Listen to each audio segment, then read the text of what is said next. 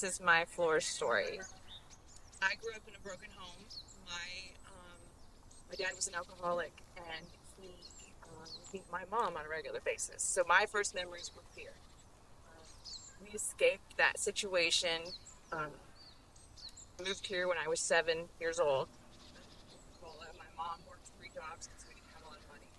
So during that time, I was running the roads and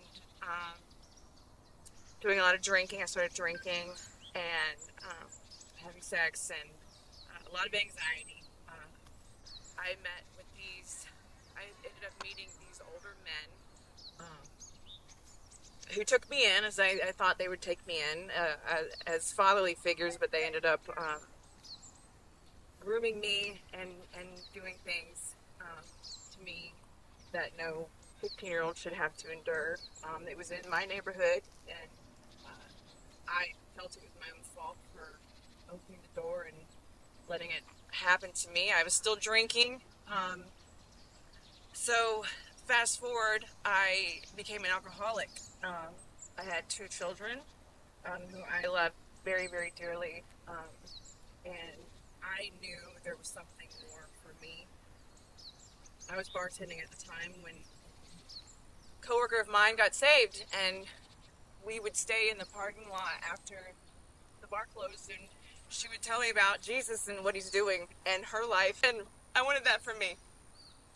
So I accepted him. I accepted Jesus finally, and he was amazing, but I didn't start actually walking with him for another couple years.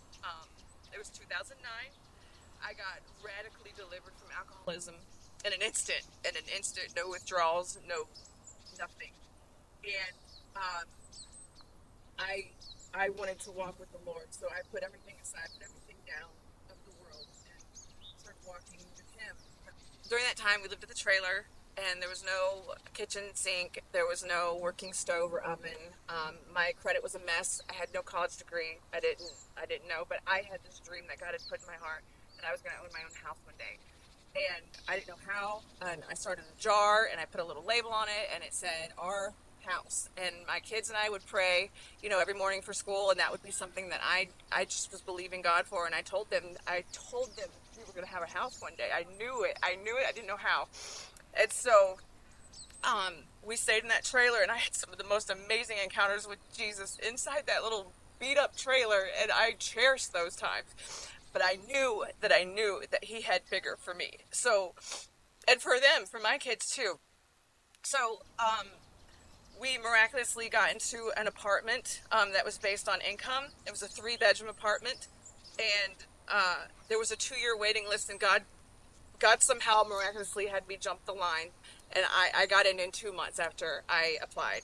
And the property manager ended up becoming a spiritual mom to me, and to this day, she was at my wedding. And so God set that up, but I still had that dream of owning my own home. And so I applied for Habitat for Humanity, Pensacola Habitat for Humanity's home buyer program, and it was denied. And so that's a cycle that kind of repeated itself a few times. I got a better job. God opened a door for a better job, but I still wasn't making enough money to pay my mortgage, and I had made the decision, I'm going to apply one more time.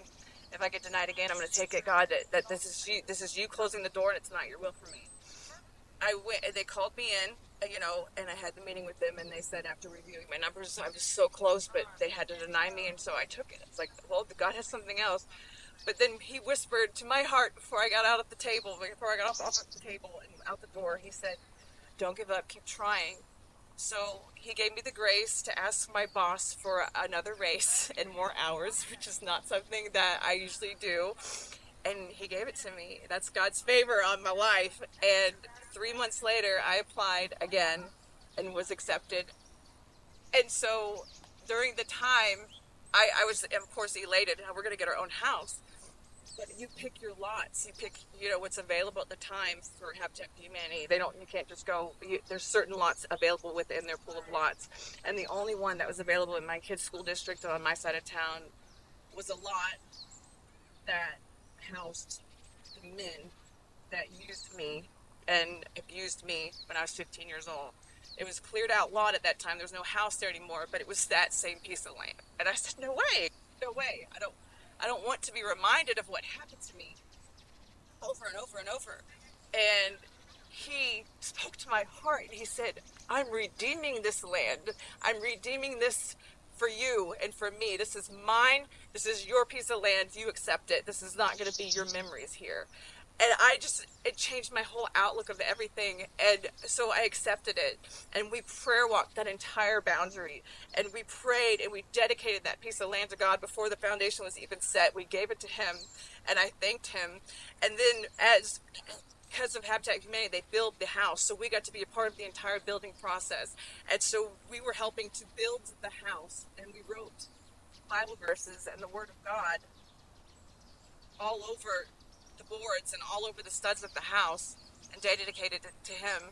And so now we live in this new beautiful house that on a piece of land that was once such a dark place is now where he resides. It is my sanctuary, and my kids who have now gone off to college, graduated college, but where he resides, it's my peaceful place, and there's no more darkness there or things that pull me down from those memories. The barren wilderness like the garden of the Lord.